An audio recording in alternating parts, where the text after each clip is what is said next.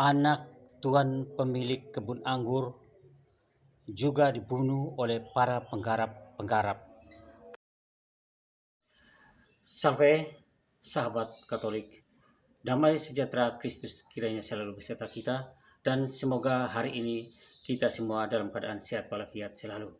Seandainya ada yang sakit, mari kita berdoa bersama-sama, mohon terang, mohon kuasa Tuhan oleh bilur-bilurnya mereka sembuh. Karena kita tahu setiap orang sakit merindukan kesembuhan. Dan misalnya ada masalah di dalam keluarga, kita juga mohon terang Roh Kudus agar kiranya menerangi, memberikan jalan keluar bagi mereka. Amin. Hari ini kita akan merenung bersama firman Tuhan yang akan ambil dari Injil Matius bab 21 ayat 33 sampai dengan ayat 43, kemudian dilanjutkan ayat 45 sampai dengan 46. Saudaraku, sahabatku yang terkasih di dalam Kristus, pernahkah Anda mendapat penolakan atau disingkirkan dari orang-orang terdekat Anda?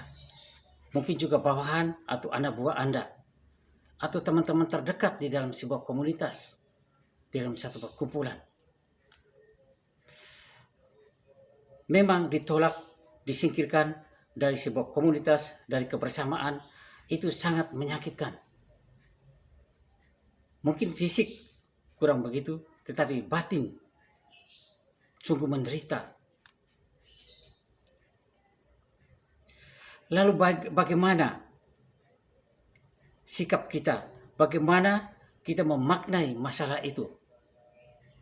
Hari ini Tuhan Yesus mengajar kita dengan sebuah perumpamaan, yaitu di dalam Injil Matius bab 21 ayat 33 sampai dengan 43, dilanjutkan ayat 45 sampai dengan ayat 46.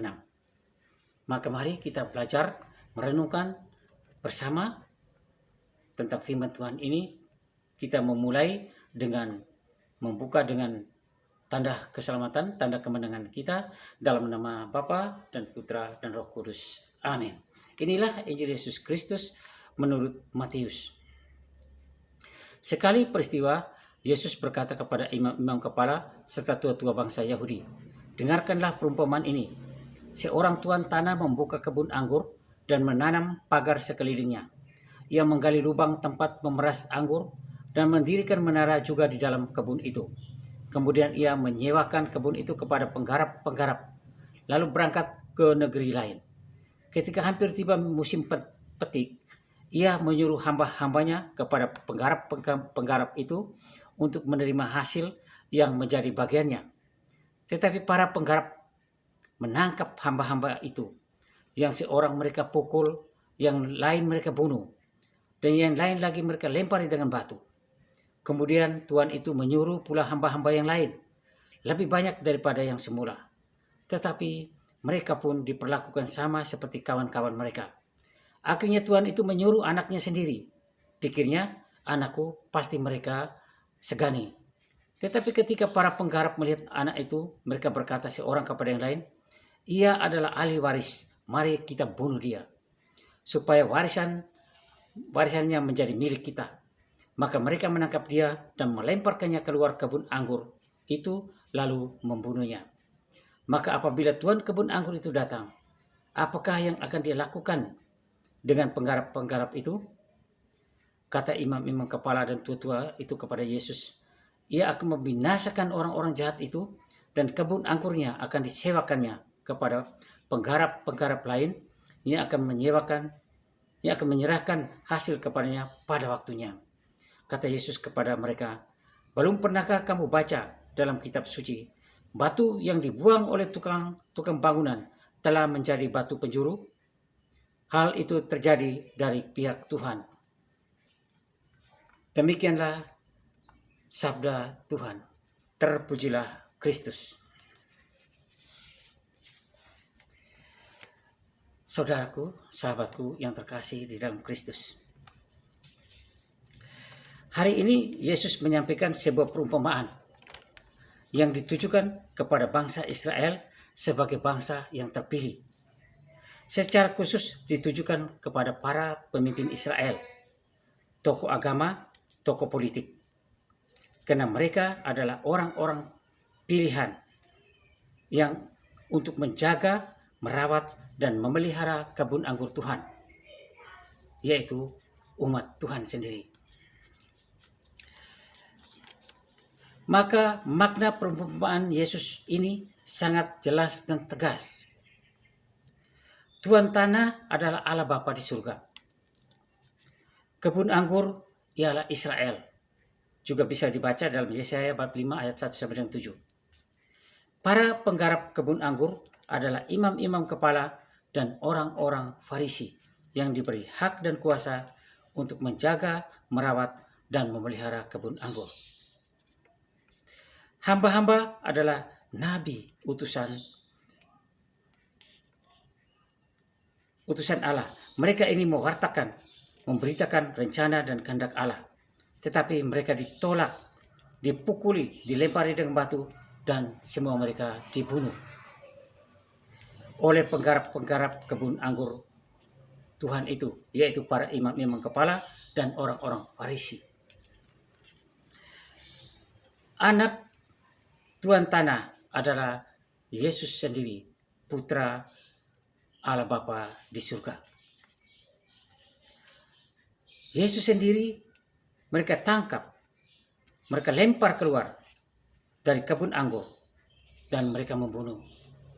Memang betul, Yesus mereka tangkap di Taman Getsemani dan mereka melempar keluar untuk membunuhnya.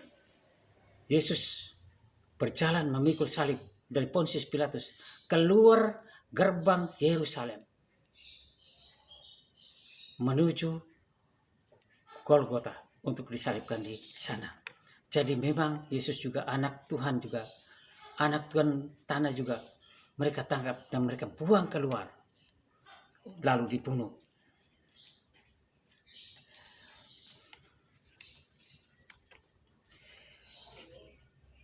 Lalu para penggarap yang lain setelah Tuan tanah datang, para penggarap yang lain adalah bangsa yang percaya kepada Yesus Kristus dan diserai kerajaan Allah. Yaitu dalam perkembangan selanjutnya, bangsa penggarap yang lain ini adalah gereja Kristus sendiri, gereja Tuhan sendiri. Sahabatku, saudaraku yang terkasih di dalam Kristus. Perumpamaan dalam Injil hari ini menggambarkan bahwa bangsa terpilih, bangsa Israel, menolak para utusan Tuhan, para nabi yang diutus untuk mewartakan kebenaran dari Allah dan membunuh mereka semua. Bahkan sang putra, anak dari pemilik Tuan tanah itu, yaitu Yesus Kristus sendiri, juga mereka membunuh dengan menyalibkannya di atas gunung Golgota. Hukuman bagi bangsa terpilih yang tegar tengkuk, yang keras kepala, sudah jelas. Kerajaan Allah yang awalnya hendak diserahkan kepada mereka, diambil dari mereka dan diberikan kepada orang lain yang siap menerimanya. Orang lain ini adalah bangsa-bangsa yang lain, penggarap-penggarap yang lain, yang kemudian akan menjadi gereja Kristus. Umat Israel, bangsa pilihan Allah, tidak mampu menerima dan mengembangkan rahmat keselamatan dari Allah, karena mereka sombong, tegar tengkuk, dan keras kepala. Lalu apakah Allah akan mundur dari rencana penyelamatan umat manusia? Penyelamatan umat manusia dari cengkeraman iblis, dari cengkeraman dosa, dari cengkeraman maut, oleh karena jatuhnya manusia pertama di Taman Firdaus.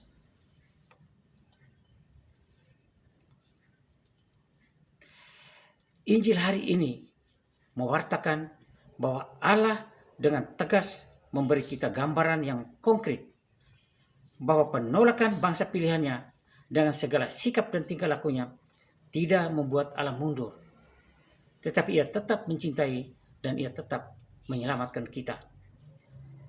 Maka hari ini Yesus menyatakan dengan tegas bahwa dirinya sebagai batu yang dibuang oleh tukang-tukang bangunan telah menjadi batu penjuru. Kita baca di dalam Matius tadi bab 21 ayat 42. Semua kata-kata Yesus ini dibuktikan Yesus dan kematiannya sendiri di atas puncak Gunung Golgota. Justru karena ditolak, disalibkan di kayu salib,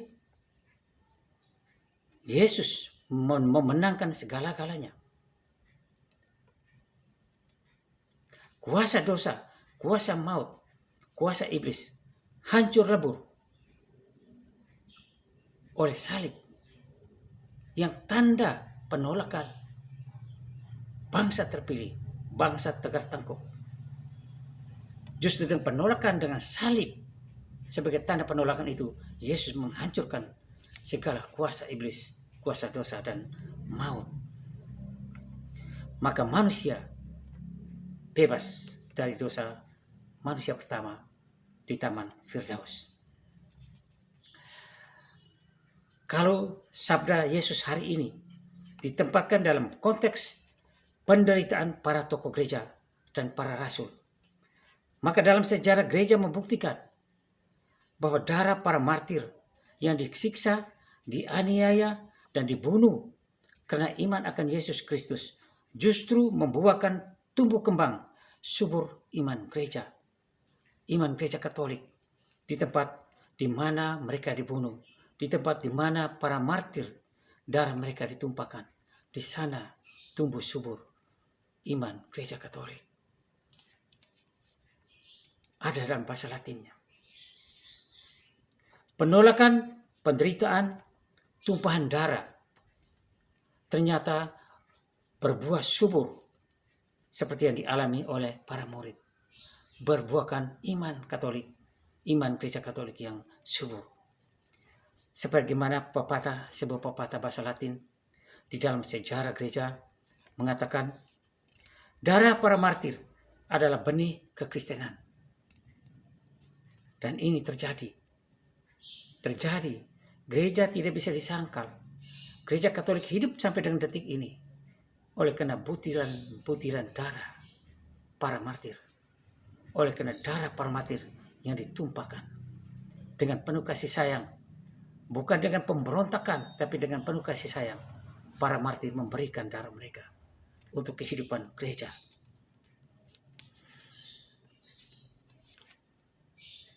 Sahabatku, saudaraku yang terkasih di dalam Kristus, tidak ada penderitaan tanpa arti bagi orang yang percaya. Itulah maksud Santo Paulus berkata, kami memberitakan Kristus yang disalibkan untuk orang-orang Yahudi adalah suatu batu sandungan, dan untuk orang-orang bukan Yahudi adalah suatu kebodohan. Tetapi untuk mereka yang dipanggil, baik orang Yahudi maupun orang bukan Yahudi, Kristus adalah kekuatan Allah dan hikmat Allah. Bisa baca di dalam 1 Korintus bab 1 ayat 22 sampai dengan 24. Ternyata pengalaman dibuang, ditolak, disingkirkan, menjadikan seseorang menjadi pondasi bagi suatu kelompok, menjadi kekuatan suatu komunitas, masyarakat, bahkan suatu negara. Kita banyak melihat contoh para pemimpin negara yang dibuang, tapi mereka jadi presiden. Banyak contoh, nanti dicari sendiri ya. Jadi sebuah penolakan, tersingkir, ternyata bisa menjadikan hidup ini menjadi lebih kokoh, lebih kuat. Kita lihat saya Pak Presiden kita pertama juga dibuang, tapi dia menjadi presiden. Kita ambil contoh dalam kitab suci, tokoh Yesus yang ditolak serta disalibkan,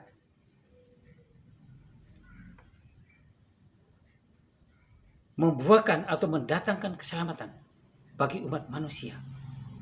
Seperti tadi sudah saya katakan, oleh karena ketaatan dan sengsara serta wafatnya. Penolakan bangsa Yahudi justru menjadi buah yang manis. Manusia diselamatkan oleh salib, oleh taat dan wafatnya di salib. Kita melihat tokoh di dalam perjanjian lama. Yusuf disingkirkan, dibuang, dijual oleh saudara kandungnya. Saudara kandungnya menjual dia, Yusuf. Tetapi justru dengan itu, ia dapat menyelamatkan keluarganya. Ia dapat menyelamatkan bangsa Israel dari bahaya kelaparan. Justru dengan itu ia menjadi wakil Firaun di Mesir. Masih banyak contoh, saudara, yang bisa dicari di dalam kehidupan yang nyata ini. Tapi saya kira bagi kita cukup. Contoh-contoh ini sudah cukup bagi kita sebagai murid Kristus untuk tidak usah takut, tidak usah kecewa, tidak usah frustasi dalam menghadapi hal-hal seperti ini. Dibuang, ditolak, disingkirkan, dan lain-lain. Sebab semua itu kita memaknai dengan betul seperti apa yang dikatakan Injil hari ini. Sebagai batu yang dibuang oleh tukang-tukang bangunan telah menjadi batu sendi. Maka itulah timing yang tepat bagi kita. Itulah saat yang tepat menjadi buat kita untuk menjadi pondasi yang kuat. Waktu yang tepat untuk kita belajar menjadi pribadi yang tangguh. Tangguh untuk gereja dan bangsa. Sahabatku, saudaraku yang terkasih di dalam Kristus. Tidak jarang kita kehilangan banyak rahmat Tuhan. Karena kita menolak kehadiran orang-orang yang dikirim Tuhan kepada kita. Tuhan memberikan kepada kita orang tua, guru, sahabat, teman. Mereka semua diberikan kepada kita untuk ikut membina dan membimbing kita. Namun kadang kala kita anggap mereka sebagai orang yang mengusik, mengganggu hidup kita. Kita tutup diri terhadap kehadiran mereka. Maka bila ingin kita maju, kita harus berani menerima orang-orang di sekitar kita. Kerajaan Allah itu disediakan bagi semua orang. Tetapi tidak banyak yang menikmatinya. Karena apa? Karena tidak banyak orang yang sanggup menerima orang yang diutus Tuhan. Sebab kalau kita menolak orang-orang yang dikirim Tuhan, sama dengan menolak rahmatnya dan akhirnya menolak keselamatan untuk kita. Rahmat dan berkat Tuhan akan senantiasa melimpah dalam hidup kita apabila kita bersedia tinggal dan menerima orang-orang yang ada di sekitar kita. Mungkin di antara mereka adalah betul-betul orang utusan Allah, utusan Tuhan untuk mendampingi kita. Tapi karena mungkin iri, mungkin dengki, kita tertutup untuk membuka kepada mereka. Hati-hati dengan ucapan Yesus ini. Tidak ada nabi yang dihormati di daerahnya sendiri. Mungkin kita mengalami karena kita menolak orang lain hadir di dalam hidup kita, di dalam komunitas kita, karena iri, karena dengki, karena benci. Maka sebagai akhir renungan, saudaraku, pesan akhir dari renungan saya mengajak mari kita murid Kristus. Jangan kita hidup dalam iri, dengki, benci, balas dendam. Tidak baik. Kita menolak, mungkin di antara itu ada utusan Tuhan. Kita tidak tahu dan kita menolak. Berarti kita menolak berkat, kita menolak keselamatan. Jadikanlah setiap nafas hidup Anda menjadi butiran-butiran benih kasih cinta Yesus Kristus Tuhan kita. Marilah kita berdoa. Ya Bapa, jangan biarkan kebencian dan iri hati meracuni pikiran dan hati kami. Bantulah kami untuk meletakkan semua keburukan kami pada tangan-Mu, agar Engkau mengubahnya semuanya menjadi berkat bagi sesama kami. Amin. Kemuliaan kepada Bapa dan Putra dan Roh Kudus, seperti pada permulaan, sekarang, selalu, dan sepanjang segala abad. Amin. Tuhan Yesus selalu memberkati kita. Dalam nama Bapa dan Putra dan Roh Kudus. Amin.